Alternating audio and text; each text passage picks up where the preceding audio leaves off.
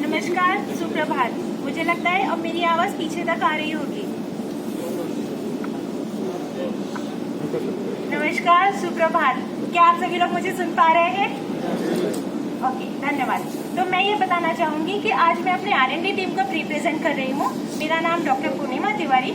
और सबसे पहले तो मैं मैनेजमेंट को धन्यवाद देना चाहूंगी, हमारे R&D हेड श्री सिंथिल सर और हमारे CRT हेड जो नितिन सर हमारे साथ हैं, जिन्होंने मुझे ये मौका दिया कि स्टैटिक इलेक्ट्रिसिटी से रिलेटेड जो मेरा एक्सपीरियंस है वो मैं आज आप सभी के साथ में शेयर करूँ। तो हालांकि हमारा जो ये सेफ्टी कैंपेन चल रहा है पिछले 10 दिनों से चल रहा है, तो पिछले 10 दिनों में हमारे सीनियर्स ने रोज हमें यह अवेयर कराया है कि स्टैटिक इलेक्ट्रिसिटी आखिर होती क्या है, वो क्यों जनरेट होती है और उसका जो हैजार्ड है हमारे लिए क्यों है। तो उसी से श्रृंखला में एक कड़ी जोड़ते हुए मैं आपको बताना चाहूंगी, मैं भी आज इन्हीं बिंदुओं पर चर्चा करूंगी। तो सबसे पहला जो पॉइंट होगा वो मेरा स्टैटिक इलेक्ट्रिसिटी जनरेशन का, वो कैसे जनरेट होती है, क्यों जनरेट होती है। दूसरा अक्यूमुलेशन का, कि वो कहाँ अक्यूमुलेट होती है।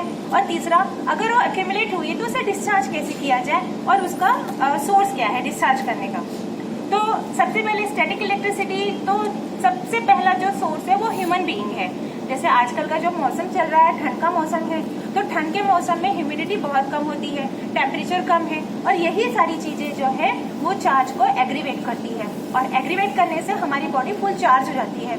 जब हमारी बॉडी फुल चार्ज होगी, उसको डेसिपेशन करने के लिए कोई स्पेस चाहिए। अब हालांकि हमारे जो सिंथेटिक क्लॉथ्स है उसे तो डेसिपेट होगी नहीं, ना तो वो निष्क्रिय होगी, तो उसके लिए हमें करना क्या है। तो हमें करना ये है कि जैसे हम लोग केमिकल इंडस्ट्री में काम करते हैं, तो मैंने देखा है कई सारी इंडस्ट्रीज में एक अर्थ स्टेशन होता है।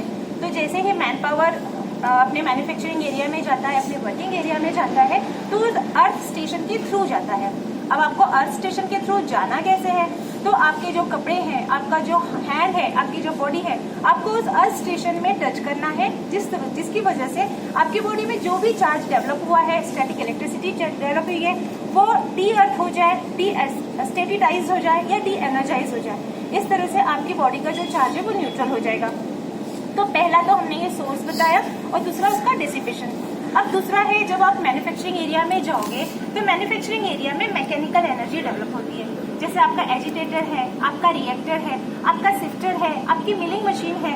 तो ये सारी चीजें में जब आपका प्रोसेसिंग होता है, प्रोसेसिंग के दौरान जो मैकेनिकल एनर्जी डेवलप होती है, उस मैकेनिकल एनर्जी के थ्रू कई सारे चार्जेस डेवलप